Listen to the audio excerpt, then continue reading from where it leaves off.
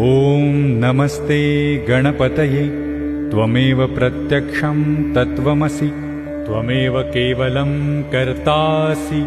त्वमेव केवलं धर्तासि त्वमेव केवलं हर्तासि त्वमेव सर्वं खल्विदं ब्रह्मासि त्वं साक्षादात्मासि नित्यं ऋतं वचमि सत्यं वचमि अवत्वं माम् अववक्तारम् अवश्रोतारम् अवदातारम् अवधातारम् अवानुचानमवशिष्यम् अवपश्चात्तात् अवपुरस्तात् अवोत्तरात्तात्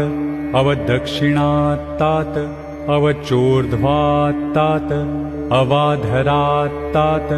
सर्वतो मां पाहि पाहि समन्तात्।